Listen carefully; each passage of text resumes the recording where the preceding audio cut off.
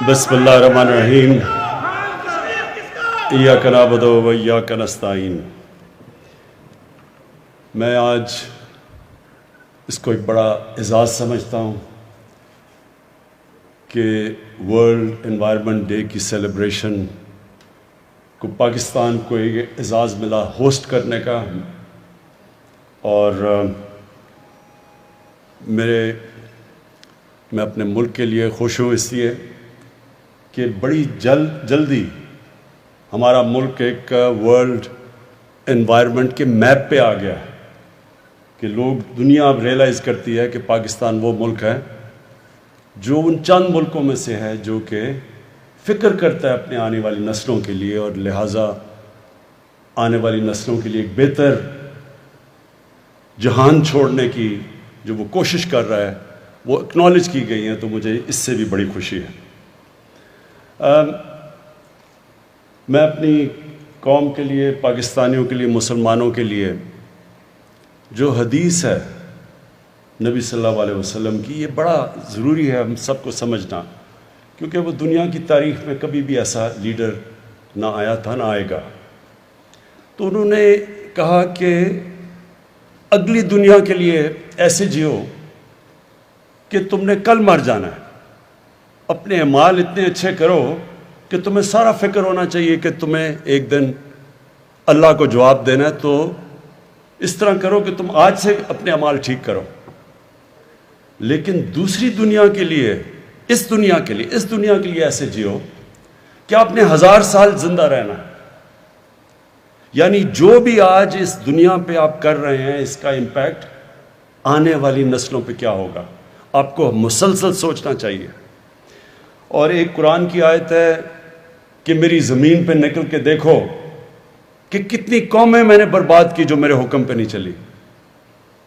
तो ये अल्लाह का हुक्म है कि आपकी जब अल्लाह की ज़मीन पे आप कदम रखते हैं तो आपको फ़िक्र करनी चाहिए कि आप जो भी उसकी ज़मीन पे जो भी एक्टिविटी कर रहे हैं उसका आगे आने वाली जनरेशन के ऊपर क्या असर पड़ेगा।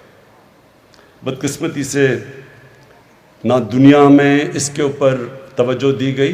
कई मुल्कों ने दुनिया में बड़ी तवज्जो दी शुरू से। मैं ये ज़रूर कहूँगा कि मैंने कई दुनिया के ऐसे मुल्क देखे हैं जिधर शुरू से ही उनके अंदर एक एहसास था कि हमने अपनी इन्वायरमेंट का ध्यान रखना है। लेकिन कई मुल्कों को इस चीज़ की बिल्कुल फ़िक्र नहीं हुई। हमारा मुल्क भी उनमें से एक है।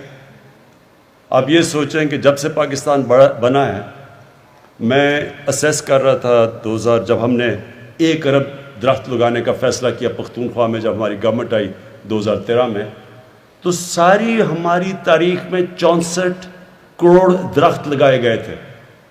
जितनी भी हमारी फॉरेस्ट डिपार्टमेंट्स थी, टोटल दरख्त हमने 64 करोड़ लगाए थे। तो हमने 5 सालों के अंदर अंदर 1 अरब दरख्त लगाया पख्तूनख्वा में। लेकिन यही नहीं तकलीफ दह चीज़, जो पुराने हमारे जंगल थे, जो बचपन में मैं जाया करता था, मुझे मेरे कज़न, मेरे बड़े लेके जाया करते थे।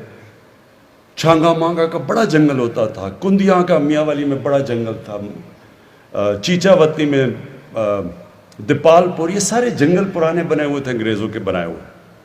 तो हमारे देखते देखते ये जंगल तबाह होने शुरू हुए और जंगलों के अंदर बड़े दरख्त कट गए, इंक्रोचमेंट हो गई, उनकी ज़मीनों के ऊपर लोगों ने कब्ज़े कर लिए। कोई किसी को फ़िक्र नहीं थी कि कितना बड़ा हमारे आने वाली जनरेशन्स के लिए असास है हमारे जंगल। और ये हमारे जंगल भी आहिस्ता आहिस्ता गए। हमारे दरियाओं को पलूट किया गया कि बेदर्दी से। मैं जब बड़ा हो रहा था तो हमारे ज़मान पाक के बाहर जो नहर है, वो मैंने आप लोगों को देखा हुआ कि आम साइकिल पे जा रहे होते थे, गर्मियों में लोग उतर के नहर का पानी पीते थे। आपको तसव्वुर भी, अब नहर का पानी तो छोड़ो, नलके का पानी ठीक नहीं है। और जो लाहौर था सिटी ऑफ गार्डन्स, आज उसके जो पोल्यूशन रेट्स हैं वो किधर से किधर पहुंच चुके हैं, डेंजर लेवल से कई ऊपर चले गए। लेकिन ये भी है कि अल्लाह ने हमें हमेशा मौका देता है कि हम अपना कोर्स करेक्ट कर लें, अपना रास्ता ठीक कर लें। तो ये दुनिया को एक मौका है اور یہ جو یونائٹڈ نیشنز کا ecosystem, decade of ecosystem restoration, کہ 10 سال ہم کوشش کریں گے اپنا جو ایکو سسٹم ہے جس میں سب کچھ ہے، ماحولیات ہے، درخت ہیں، سب کچھ ہے، پانی ہے، ہم اس کو ٹھیک کریں۔ یہ یاد رکھیں کہ اللہ ہمیں ہمیشہ موقع دیتا ہے، کیونکہ وہ رحمان اور رحیم ہے، معاف کرنے والا خدا ہے، وہ ہمیشہ آپ کو راستہ دیتا ہے کہ ٹھیک اپنا راستہ ٹھیک کرو۔ ہمارے لیے یہ موقع ہے، یہ 10 سال، یہ 10 سال میں دنیا نے اپنا کورس کریکٹ کرنا ہے۔ جو ایک مقابلہ چل رہا ہے دنیا میں، ایک طرف ہے ہوس، گریڈ، دوسری طرف ہے انسانیت، اس کا بیلنس ہونا چاہیے۔ جب یہ بیلنس کھو جاتا ہے، جب کنزیومرزم، کنزمپشن، گریڈ اس لیول پہ پہنچ جاتی ہے، اس کا ہمیشہ منفی اثرات انسانیت کو فیس کرنے پڑتے ہیں۔ یہ جو بھی بورس جانسن نے کہا، وہ جو ویڈیو میں تھوڑی سی آواز کی سمجھ آئی، پتہ نہیں کیا وجہ تھی، لیکن اس نے کیا کہا؟ اس نے بھی یہی بات کی کہ ہم اگر اپنی ماحولیات کا، ایکو سسٹم کا دھیان نہیں رکھیں گے، اس کے اثرات ہیں، انسانیت کو اس کی بڑی بھاری قیمت دینی پڑے گی۔ تو جو ہم کر رہے ہیں، میں ذرا بریفلی آپ کو بتا دوں ہم کیا کر سکتے ہیں۔ پاکستان کا تو جو یہ کاربن ایمیشنز کے اندر جو ہماری جو کنٹریبیوشن ہے، وہ منسکیول ہے، نہ ہونے کے برابر ہے، 1% سے بھی نیچے ہے۔ ہماری 22 کروڑ آبادی ہے، لیکن ہماری 1% سے بھی کم کاربن ڈائی آکسائڈ ایمیشنز میں ہمارا رول ہے۔ اس کے باوجود ہم نے فیصلہ کیا کہ ہم اپنے ملک کے اندر کوشش کریں گے کہ ہم جو بھی ہم کر سکتے ہیں، ہم یہ جو گلوبل وارمنگ ہے جس کے منفی اثرات ہیں، جو سب سے بڑی بات کی جو یونائٹڈ نیشنز کے سیکرٹری جنرل نے، کہ پانی کا بہت بڑا ایشو آنے والا ہے دنیا میں۔ ابھی سے ہمارے صوبے آپس میں کہتے ہیں کہ جی ہمارا پانی چوری ہو گیا، یہ کہتا ہوں ہمیں کم پانی مل رہا ہے۔ تو یہ آگے جا کے اگر ہم اب سے اس کی تیاری نہیں کریں گے، اس کے بہت بڑے برے اثرات آگے جانے لگے ہیں۔ کئی ہم کنٹرول کر سکتے ہیں، کئی جب تک دنیا اس کے اندر ایکشن نہیں لیتی تو پھر بھی ہم اتنا زیادہ ہماری جتنی بھی ایفرٹ ہے اس کا کم اثر ہوگا۔ یہ یاد رکھیں کہ جو پاکستان، میں بار بار کہتا ہوں کہ ہمارا 80% پانی دریاؤں میں گلیشیئر سے آتا ہے، اور ہمارے جو گلیشیئرز ہیں یہ متاثر ہو رہے ہیں گلوبل وارمنگ کی وجہ سے، اور اس سے آگے جا کے ہم تو جتنا کریں گے، اور وہ ہمیں کرنا چاہیے، انسان کو اپنی پوری کوشش کرنی چاہیے، پھر اللہ پہ چھوڑ دیں، لیکن دنیا کو بھی اگر اس کے اوپر جو کاربن ایمیشنز کے اوپر جو ٹارگٹ سیٹ کیے ہوئے ہیں، وہ ابھی سے اس کے اوپر کام نہ کیا گیا۔ اور شکر ہے کہ یہ کرونا وائرس کا، یہ کووڈ کا ایک جو فائدہ ہوا ہے وہ یہ کہ دنیا کو ایک دم احساس ہوا ہے کہ دنیا انٹر ڈیپینڈنٹ ہے۔ یہ اب نہیں کر سکتے کہ میں اپنے بارڈر بند کر دوں تو میں بچ جاؤں گا۔ کئی چیزیں ایسی ہیں جو بارڈرز کا دھیان نہیں رکھتی، جس طرح کرونا وائرس تھی، اور نہ ہی یہ دھیان رکھے گی جو گلوبل وارمنگ ہے، اس کے اثرات ساری دنیا پہ پڑیں گے۔ لیکن ان ملکوں کے اوپر جن کا پانی ڈیپینڈ کرتا ہے گلیشیئرز کے اوپر، ان کے اوپر بہت برا اس کا افیکٹ جائے گا، جس میں پاکستان تو ایک ملک ہے، ہندوستان جو سارا ان کے ہمالیہ سے جو ان کے گلیشیئر سے پانی آتا ہے، گینجیز کے اندر، برہما پوترا میں، 2 بڑے دریا سسٹمز جو ہیں ان کے، وہ متاثر ہوں گے۔ لیکن دوسری طرف پہاڑوں کے دوسری طرف کرگستان، ترکمانستان، تاجکستان، پھر نیچے ازبکستان، کیونکہ ان کا بھی ادھر سے پانی آتا ہے گلیشیئر سے، وہ سارا علاقہ متاثر ہوگا اس کے ساتھ۔ ابھی سے جو تاجکستان کے پریزیڈنٹ آئے ہوئے تھے وہ بتا رہے تھے کہ 1000 گلیشیئر ان کے پگھل چکے ہیں۔ تو اس لیے یہ بڑا ایک سیریس ایشو ہے۔ 20 سال پہلے جب گلوبل وارمنگ کی بات ہوتی تھی لوگ مذاق اڑاتے تھے لوگوں کا۔ میں نے خود سنا ہوا ہے لوگوں کو، جب کئی انوائرمنٹلسٹ کہتے تھے کہ موسم گرم ہو رہا ہے تو سب مذاق اڑاتے تھے، ابھی بھی پچھلے کئی سالوں پہلے بھی مذاق اڑتا رہا لوگوں کا۔ لیکن اب دنیا ریئلائز کر رہی ہے اس کا امپیکٹ، جو کلائمیٹ چینج ہے، جو مثلا فلپینز، ان کے پریزیڈنٹ کہیں ملے تھے بیجنگ میں، تو وہ ان کا تو ملک میں ہر دوسرے دن نہ کوئی سائیکلون آ رہا ہے، کوئی ٹائفون آ رہا ہے، ہریکینز آ رہی ہیں، تو جو نقصانات اب اس کے اور کئی اور ملک فیس کر رہے ہیں، یہ جو کلائمیٹ، یہ جو انپریڈکٹیبل موسم ہے، یہ کلائمیٹ چینج کی وجہ سے. تو لہٰذا پہلے تو ہم کیا کر سکتے ہیں؟ پہلے تو ہمیں خود، اگر دنیا نہیں کرتی تو کیا ہم نے کچھ نہیں کرنا؟ نہیں، پاکستان نے، اور اللہ کا شکر ہے کہ ایکنالج بھی کیا کہ جو پاکستان نے اب تک کیا. ہم نے آگے کیا کرنا ہے؟ ہم نے اب تک 1 ارب درخت لگائے پختونخوا میں پہلے، اور اس کے لیے میں خاص طور پہ اپنے فارسٹ گارڈ جو یہاں بیٹھے ہوئے ہیں ان کو خراج تحسین پیش کرنا چاہتا ہوں.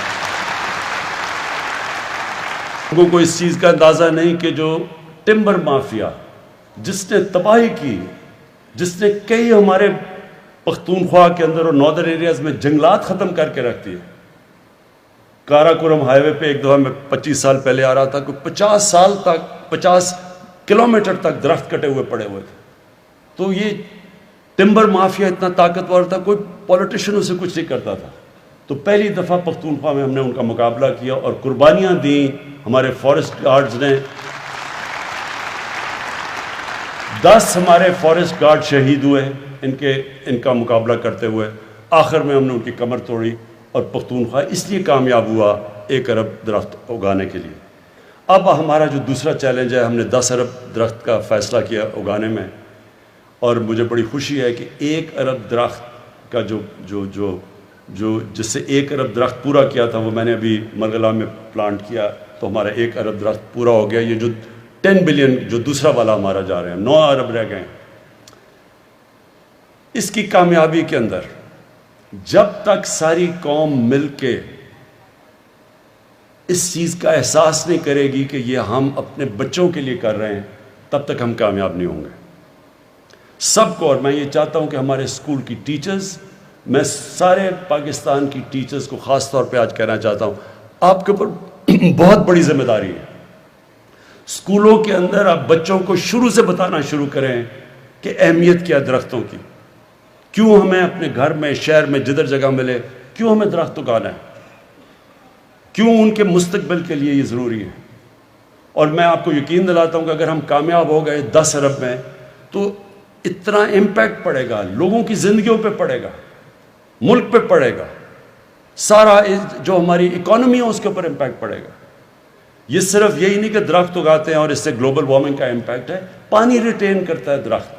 آگے جو پانی کے ہمیں مسئلے آ رہے ہیں اس میں ہماری مدد کرے گا، موسم کو صاف کرے گا، آکسیجن جو سپلائی جاتی ہے اس سے جو ہمارے شہروں کے اندر پولوشن بڑھتی جا رہی ہے اس کو کاؤنٹر کرے گا.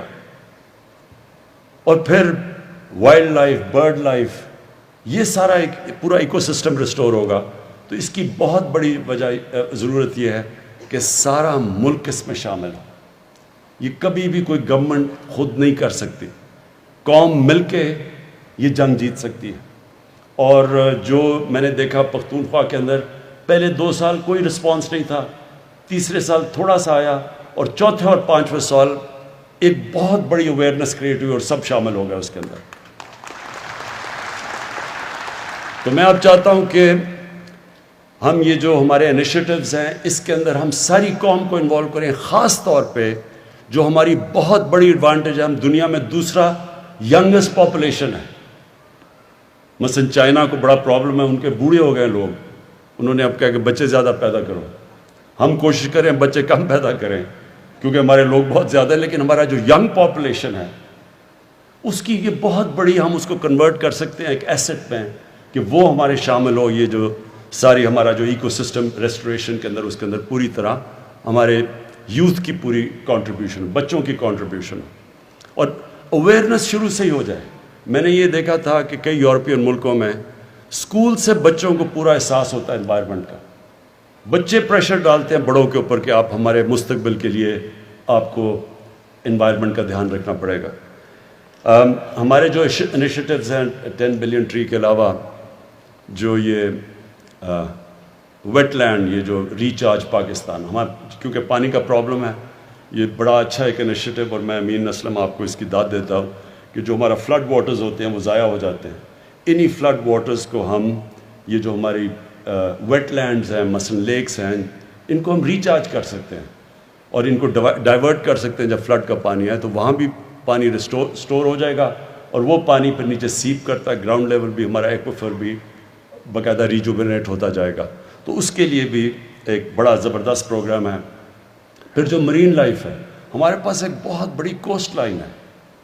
ادھر پھر یہ جو ابھی آپ نے دیکھا بھی جو مینگرووز ہیں ان کی ریجنریشن کے اوپر کام ہو رہا ہے.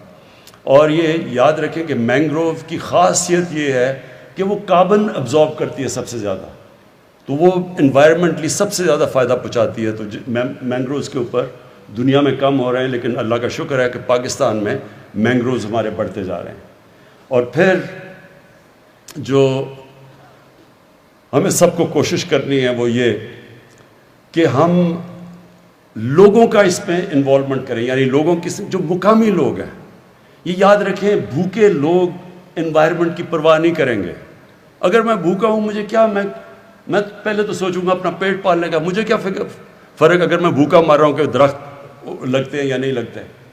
سو جو مقامی لوگ ہیں ان کی انوالومنٹ اس میں بہت ضروری ہے, جس کے لیے جو امین اسلم آپ نے گرین جابز کی بات کی کہ ہم ان کو سٹیک دیں اس کے اندر.